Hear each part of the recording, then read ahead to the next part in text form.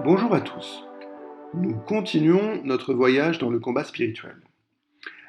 Lors du mercredi des cendres, nous avons entendu Accorde-nous, Seigneur, de savoir commencer saintement par une journée de jeûne notre entraînement au combat spirituel. Que nos privations nous rendent plus forts pour lutter contre l'esprit du mal. En effet, dans la vie spirituelle, il y a bien des obstacles. Et dans le Notre Père, nous disons « Ne nous laisse pas entrer en tentation. Donne-nous ta force, Seigneur. » Car c'est dans notre cœur qu'est le lieu du combat. Au chapitre 7 de l'Épître aux Romains, versets 19 et 20, nous pouvons lire « Je ne fais pas le bien que je voudrais, mais je commets le mal que je ne voudrais pas. Si je fais le mal que je ne voudrais pas, alors ce n'est plus moi qui agis ainsi, mais c'est le péché qui habite en moi. » Pourtant, les tentations servent à quelque chose. Saint Vincent de Paul nous donne une idée.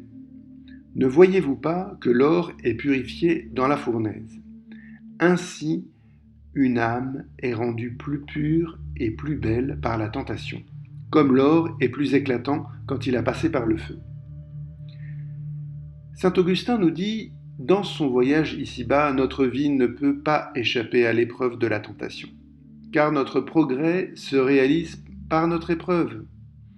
Personne ne se connaît soi-même sans avoir été éprouvé, ne peut être couronné sans avoir vaincu, ne peut vaincre sans avoir combattu, et ne peut combattre s'il n'a pas rencontré l'ennemi et les tentations.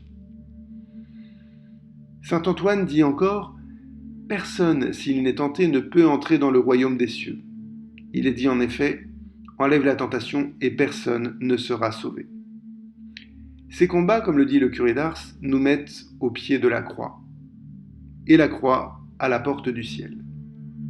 Les tentations nous servent aussi de baromètre.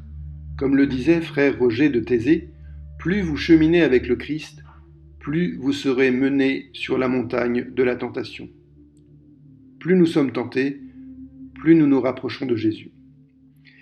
Il ne faut donc pas capituler dans le combat.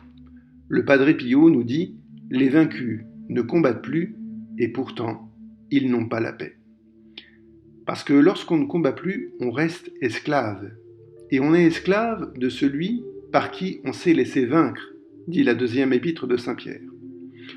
Encore une fois, le curé d'Ars nous encourage et nous dit « Le démon ne tente que les âmes qui veulent sortir du péché et celles qui sont en état de grâce. Les autres sont à lui.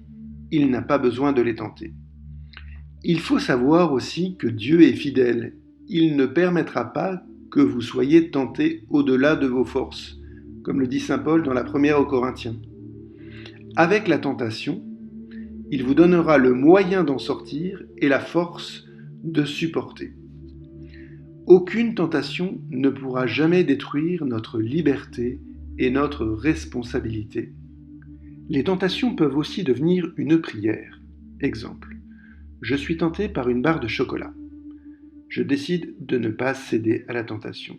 J'appelle l'Esprit Saint pour qu'il me donne l'idée pour qui je pourrais offrir cette tentation. Seigneur, je ne vais pas le faire pour.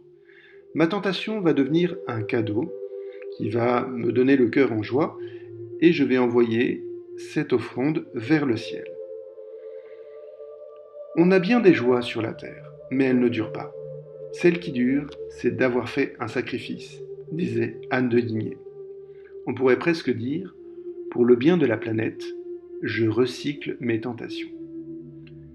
C'est ce qu'on appelle aussi la communion des saints. Parce que quand je cède à une tentation, j'abaisse le monde. Et quand je résiste, je soulève le monde. C'est ce que disait la petite Thérèse de Lisieux. Je soulèverai le monde. Le curé d'Ars disait aussi « Offrez aussi la tentation pour demander la conversion des pécheurs.